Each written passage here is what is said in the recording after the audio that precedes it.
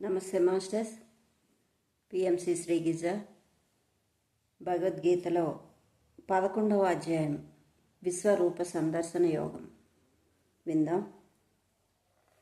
అర్జునుడు ఇలా అంటున్నాడు: నా మీద దయతో నువ్వు చెప్పిన ఈ రహస్యమైన ఆధ్యాత్మిక జ్ఞానం వల్ల నా మోహం నశించినది. కమల పత్రాక్ష, సర్వ సృష్టి యొక్క ఉత్పత్తి ప్రళయాల గురించి, నీ యొక్క మహత్యం గురించి ఎంతో విశదంగా చెప్పావు. పరమేశ్వర, నీ గురించి నువ్వు చెప్పిన మాటలన్నీ నిజాలే. నాకు నీ యొక్క ఈశ్వర సంబంధమైన స్వరూపం చూడాలని కోరికగా ఉంది. ప్రభో యోగీశ్వర, నీ దివ్య రూపం చూసే అర్హత నాకు ఉందనుకుంటే దయచేసి చూపించు అని శ్రీకృష్ణ భగవానుడు వేడుకుంటున్నాడు. అర్జునుడు శ్రీకృష్ణ భగవానుడు చెప్తున్నాడు: పార్థ, అనేక విధాలైన అనేక వర్ణాలు గల అలౌకికమైన నా దివ్య రూపాలను చూడు. భారత ద్వాదశాదిత్యులు, అష్టవసులు, ఏకాదశ రుద్రులు, అశ్విని దేవతలు, 49 మంది మరుద్దేవతలు మొదలైన వాళ్ళని, ఇంకా పూర్వం నువ్వెప్పుడూ చూడని అనేక ఆశ్చర్యకర రూపాలను ఇప్పుడు నాలో చూడు. నా రూపంలో ఉన్న సమస్త చరాచర జగత్తు, ఇంకా ఏమేమి చూడగోరుతున్నావు వాటినన్నిటినీ చూడు. కానీ ఈ చర్మ చక్షువుల సామాన్య దృష్టితో నువ్వు చూడలేవు. కనుక నీకు దివ్య దృష్టి ప్రసాదిస్తాను. అపురూపమైన నా విశ్వరూపాన్ని ఈ చూపులతో చూడు. సంజయుడు చెప్తున్నాడు: మహారాజా, ఇలా చెప్పి పాపములు హరించేవాడు యోగీశ్వరుడైన శ్రీకృష్ణుడు తన దివ్య రూపాన్ని అర్జునుడికి చూపించాడు. అనేక మొహాలతోనూ నేత్రాలతోనూ అద్భుతంగా అనేక దివ్య ఆభరణాలను ధరించి, అనేక దివ్య ఆయుధాలను చేపట్టి, దివ్యమైన మాలలను వస్త్రాలను ధరించి, దివ్య పరిమళాలతో ఆశ్చర్యకరమై సర్వవ్యాపకమైనది ఆ దేవదేవుని విరాట్ రూపము. 1000 మంది సూర్యులు ఆకాశంలో ఒకేసారి ఉదయిస్తే కలిగే వెలుగుల్ని మించి మెరిసిపోతున్నది తన విశ్వరూపం. అనేక భిన్న భిన్న భాగాలుగా ఉన్న జగత్తు మొత్తము శ్రీకృష్ణ శరీరంలో ఒకే చోట కేంద్రీకరింపబడి ఉండడాన్ని అర్జునుడు చూశాడు.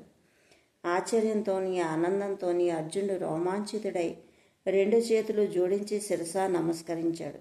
అర్జునుడు ఇలా అంటున్నాడు: హే భగవాన్, నీ విశ్వరూప సమస్త దేవతలను, సమస్త ప్రాణకోటిని, పద్మంలో కూర్చొని సృష్టికర్త అయిన బ్రహ్మను, ఈశ్వరుని, మహర్షులను, దివ్యమైన సర్పాలను అందరినీ చూపిస్తున్నావు.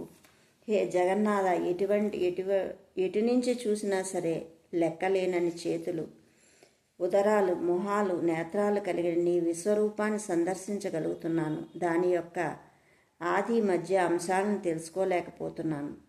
కిరీటం, గదా, చక్రము ధరించి ప్రజ్వలిస్తున్న సూర్యాగ్నులు, ప్రచండ తేజస్సుతో అన్ని దిశలా ప్రకాశిస్తున్న తేరి చూడలేని నీ రూపాన్ని చూస్తున్నాను స్వామి. తెలుసుకోవలసిన పరమాత్మవు, ఈ ప్రపంచానికి అంతటకు పరమ ఆశ్రయుడవు, నాశన రహితుడవు, శాశ్వతుడవు, సనాతన ధర్మ రక్షకుడవు, పురాణ పురుషుడవు, పరబ్రహ్మవు నువ్వేనని నిర్ణయించుకున్నాను. ఆది మధ్యాంతర రహితుడవగు, అపరిమిత శక్తియుతుడవు, అనంత బాహువులతో సూర్యచంద్రులే నేత్రాలుగా ప్రజ్వలిత అగ్నిలా ప్రకాశిస్తున్న మొహాలు కలిగి, నీ తేజస్సుతో సమస్త విశ్వాన్ని తపింపచేస్తున్న నిన్ను చూస్తున్నాను. దివి నుంచి భువి వరకు గల ఆకాశంలోనూ ఇంకా దిక్కులన్నింట నిండిన అద్భుతమైన నీ మహోగ్ర రూపాన్ని చూసి ముల్లోకాలు భయంతో వణుకుతూ ఉన్నాయి. సమస్త దేవతా సమూహాలు నీలో ప్రవేశిస్తున్నాయి. కొందరు భయంతో అంజలి ఘటించి ప్రార్థిస్తున్నారు. మహర్షులు, సిద్ధులు స్వస్తి వాక్యాలతో, స్తోత్రాలతో నిన్ను అనేక రీతిలో స్తుతిస్తున్నారు. ఏకాదశ రుద్రులు, ద్వాదశాదిత్యులు, అష్టవసులు, సాధ్యులు, విశ్వదేవతలు, అశ్విని దేవతలు, మరుద్గుణాలు, పితరులు, యక్షులు, గంధర్వులు, అసుర సిద్ధ సంఘాలు అందరూ మహా ఆశ్చర్యంతో నిన్నే చూస్తున్నారు. అనేక మొహాలు, నేత్రాలు, చేతులు, తొడలు, పాదాలు, కోరలు, కడుపులు గల నీ భయంకర విశ్వరూపాన్ని చూసి ఈ సమస్త లోకం వాటితో పాటే నేను కూడా భయంతో వణికిపోతున్నాను. ప్రకాశిస్తున్న విశాలమైన కన్నులతో పలు రంగులలో వెలుగుతూ విస్తరించిన మొహాలతో ఆకాశాన్ని తాకుతున్న నీ రూపాన్ని చూసి నా మనసు చలించి ధైర్యం నశించిపోతుంది. నాకు శాంతి దూరమైంది. భయంకరమైన కోరలతో ప్రళయాగ్ని జ్వాలగా వెలిగిపోతున్న నీ మొహాలు చూసి నాకు దిక్కులు తెలియడం లేదు. శాంతిని కోల్పోయాను. ఓ జగన్నివాస దేవేశ నన్ను కరుణించు. అనేక మంది రాజులు, కౌరవులు, భీష్మ, ద్రోణ, కర్ణాదులు, తుదకు నా ప్రధాన యోధులు కూడా నీ భయంకర వదనంతో చొచ్చుకుపోతున్నారు. అలా నీ భీకర వదనంలో చొచ్చుకుపోతున్న వారిలో కొందరు శిరస్సులు అతి భయంకరమైన నీ కోరల మధ్య నలిగి చూర్ణమైపోతున్నాయి. అమితమైన వేగంతో నదీ జలాలన్నీ సముద్రంలో ప్రవేశిస్తున్నట్టే శ్రేష్టమైన ఈ రాజలోకమంతా జ్వలిస్తున్న నీ భయంకర ముఖంలో ప్రవేశిస్తున్నది. మంటల్లోకి దూకి నాశనమయ్యే మిడత దండుల లోకాన్ని తమ నాశనం కోసం నీ యొక్క ముఖంలోకి అతి వేగంగా ప్రవేశిస్తున్నాయి. ఈ ప్రజ్వలిస్తున్న నీ ముఖాలతో సర్వలోకాలను అన్ని వైపు నుంచి కబళించి వేస్తూ మాటిమాటికి చప్పరిస్తున్నావు. నీ భీకరాగ్ని తేజాన్ని సహించలేక జగత్తంతా కంపించిపోతుంది.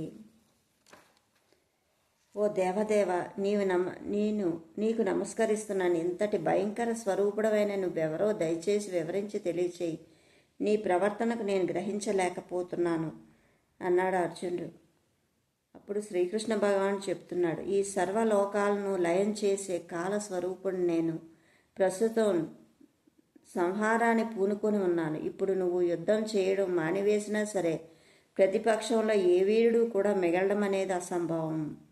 కాబట్టి అర్జునాలే, యుద్ధానికి సిద్ధంగా శత్రువులను జయించి రాజ్యాన్ని అనుభవించు. వీళ్ళంతా నా చేత ఇంతకు పూర్వమే చంపబడ్డారు. నీవు నిమిత్త మాత్రులుగా యుద్ధం చేసి కీర్తిని అర్జించు అన్నారు. నా చేత ఇంతకు పూర్వమే చంపబడిన ద్రోణ, భీష్మ, జయప్రద, కర్ణాది వీళ్ళందరూ నువ్విప్పుడు చంపు. అధైర్యం మాని యుద్ధం చేయి, శత్రువును జయిస్తావు అన్నాడు. సంజయుడు చెప్తున్నాడు, ధృతరాష్ట్ర మహారాజా ఈ విధంగా చెప్పిన శ్రీకృష్ణుడి మాటలు విని అర్జునుడు వణుకుతూ రెండు చేతులు జోడించి భయంగా గాద్గితంగా మాట్లాడుతున్నాడు. అర్జునుడు ఇలా అంటున్నాడు, హృషికేశ, నీ మహత్య కీర్తనం చేత ప్రపంచమంతా ఆనందిస్తోంది. రాక్షసులు భయభ్రాంతులే దిక్కులు తోచక పరిగెడుతున్నారు. సిద్ధ సంఘాలు నీకు మొక్కుతున్నాయి. మహాత్మా సృష్టికర్త అయిన బ్రహ్మకే మూలపురుషుడవైన నీకు నమస్కరించని వారు ఎవరుంటారు? హే అనంత జగన్నివాస, సత్తువు అసత్తువు ఈ రెండిటికంటే శ్రేష్టమైన శాశ్వతుడు కూడా నీవే అని అర్జునుడు శ్రీకృష్ణ భగవానికి నమస్కారం చేస్తూ అంటున్నాడు. ఓ అనంతరూప, ఆదిదేవుడవు, పురాణ పురుషుడవు, జగదాధారుడవు, అంతా తెలిసిన సర్వజ్ఞుడవు, అందరూ తెలుసుకోవాల్సిన సర్వవేదవ్యుడవు నువ్వే. హే పరంధామ, ఈ ప్రపంచం మొత్తం నీతోనే నిండి ఉంది.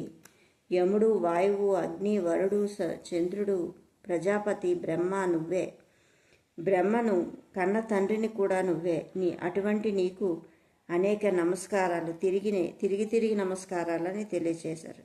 అనంత పరాక్రమ కలిగిన నీవే ఈ విశ్వమంతా సర్వరూపాల్లో వ్యాపించి ఉన్నావు.